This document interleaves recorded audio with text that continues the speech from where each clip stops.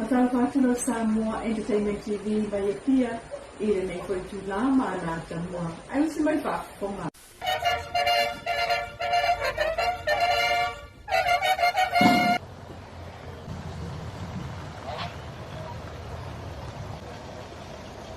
Na mamalu le tayao mama fanafana le paia tole nganga o le whaiwhai me whaatasi msala whai. Ina ualanga ai mo le taimi mua se pa le mia o Samoa i savai. E whaai lolo tātou tūto atasi na ua ono se fulua i o tausanga. O le tayao ese le nei le tātou tala whātou tito. Talu mai le tātou urua i tūto atasi le ate se lau ono se fulurua. Awa o lea ua tātou kasi le whai ni te roa i se la whai nei. Mo le urua i taimi.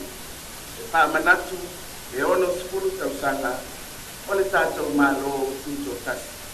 Ua tō i tua a polima a ua utu le ngase o le tue lau. Ona o le tausinga alofa le atua. Talu o na po ia si o tātou atunuu i le whaamai o le COVID-19 skuiva. O le vala maale ale lea sa pongata ai le whatinoina o se whaamanatu matiele o le tātou ono sepulu tausanga. I le aso mua o iuni, i le tausanga nei i tia whau ni unu. Peitai, o se lao tā ua lea, sāma whai ai o na to oto atu i tu malo umba o le atunu. E whaatino a lātou whamanutunga i o lātou lava fi o anga mā lalo whanga. O se whainga, sa maita wina le mātango ki e, o tā penanga a i tu malo ese. O le anganga ato lea, o lo ta ui ai le pol kalame o le pati patia o le ono skulu tausanga le tātou malo tuto tasi i le tausanga a toa. O le pa moe ina ia mawhai o na awai uma le atunu. Ma i maua le avanua o tangata uma e whai sawai i le samiina o le tātou tuto tasi. O le ala foi lea na ai le kuhalo i le komiti o tāpenanga o le tuto tasi. Ina ia whaatino na nei sauninga i pule e ono nei. Ina ia sanga whaata ua le angana o le nuti mea whaatasi o le atunu atoa. Ua whaiwaese fo i leo pepe le nei sauninga. Ua o lea ua tātou whaatasi ma le fionga i le kōwana o ao le mālo New Zealand. Ma lona alii ma le au malanga mai New Zealand. Sa malanga whapito mai e a wai por kalame o le tātou tuto tasi. Malona nau ta ina e tia asia le motutele nei se la whai. Olona awai mai o le langi soifua lea o le whaawa ukea o le tātou sootanga wāwala lata ma le malo New Zealand. E ala i le tātou tea ngainga whaawo o lea ua atoa e ono sepulu tausanga i le nei tausanga. Samoa e ua ua o sina lo malo tuto tasi. Wai ea na mafuai. E ui ina luta masaua le tātou kōlanga. Peitai, e le o mawai le tausina alofa le atua i si o tātou inu. O a fo i patia o mawai. I le tausanga, i le whainga whiringa le atunu. A wā uwhai o le tātou malo. E le mawhai o na siria ai whawai papa o le tātou atunu. E Samoa, e whawai le atua lona malo tuto tasi. Ma e pesau wai o na ngawha, ma o na aina. O le ala lea, e te whai le to'o matangai le ata. A wā o le tātou whasi no manga ma le tofi ina mai e le atua. E lau tua i le alofa, ma le tausiai. O manu lauti, ua whaata oto le tātou malo mo le ati nae o si o tātou atunu.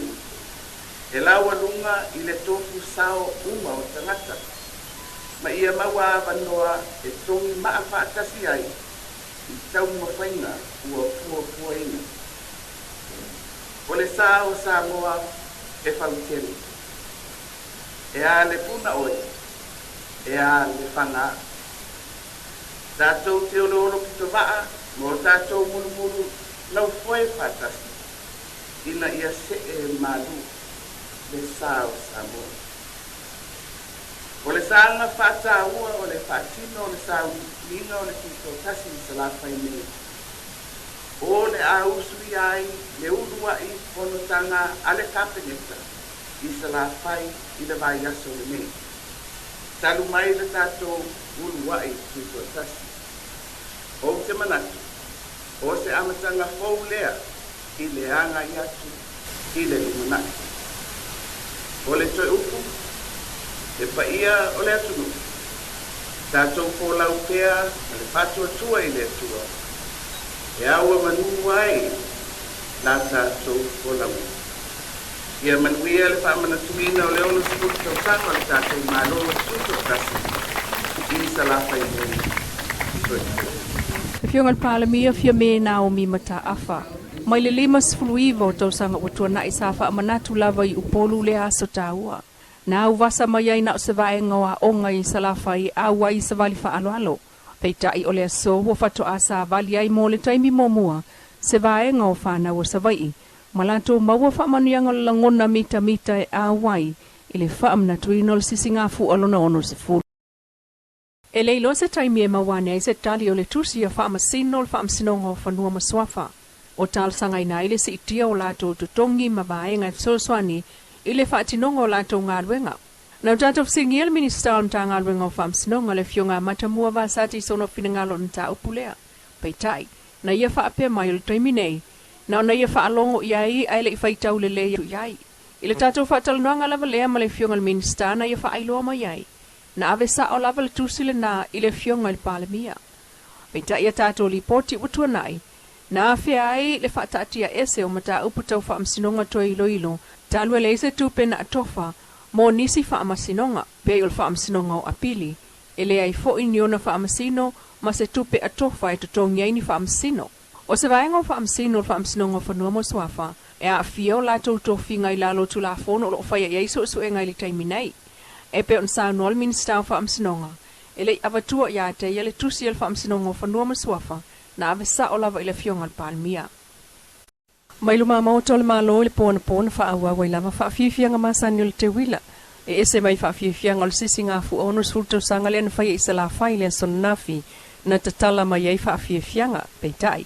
I vaenga o le te wila le nu o tulisi i ta wha maoto le malo i pia, na wha tumulia fo i ta whaonga, ese lia le 5 se lau na o lanto molima wina fula enga ese o oloa tau 5 e lei o mele langa o ata wha atusa vane, o ta longa masani a Bruno la au wha matanga o fie SMPS malie. O isi na momoia I lava I o lato whale ie, o mautu iai ta penanga mo le vai aso atole nei o sa sao le te wila, ma le sisi ngā fu a onus ful tausanga. Mo le mawina fo ena pole au la kapia ta maita I lalo sulvalu tausanga, le ato o sful 5 na fili mai kolisi upolu nei masavai. Le masina fo o ke topa malanga tuai le au lea mo le taimi mua.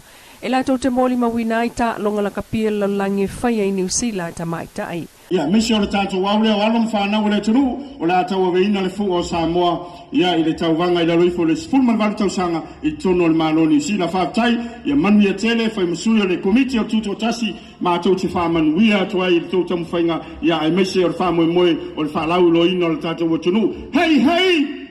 Hei, hei! Peitai, o le so o toi tali mai ai whaafiafianga le fou, whaatulanga I au fiai ta longa whaalenga nuu, whaafiafianga au whaipese e tōngia o le fua mai tu malo, pe o nganga I whamonga numera 2 I savai, le whaia le aso tofi o le vai sonei, I le taiao a taiao. Po mai neo na whaia le whaatalanoanga mua I le vaal pulenga o le tō manga mo e pupuanga tia po le Samoa Victim Support Group. SVSG ma se vaenga o whaia onga mapulea onga le tātu tunu. O le whaatanoanga le whaatau bloketi, o lo whaatupe le malo le Ending Violence Against Women and Girls, po le whaamuto sa wanga whaasanga I tamaitai. O le mana onga le tō manga ia whaonga tamatalawau mai a onga, I le polkalame, e la tau te whaieni ata whaalea o onga mwhaalawi loa I lunga so ta inga te le vave, e una I ai le mautau ave le o whaalawi loa, le whaamuto o sa wanga whaasanga I tamaitai. I wha maumaunga le tō manga o ta wail tu inatu I whaia onga mbulea onga na a wail nei whatalanoanga wha amatalanga o le wha moe moe. Ia wha au o atu I ta maa onga I la tu wa onga, mana wha ai ulava le wha tatalanoanga le nei I le fili na leo au tu E ave ia il fa mua I pol kalame fa solo a onga SS e fua ia la tau wata video ma manatu po o fa upunga e mamolia tuaile fe au o ta uailunga.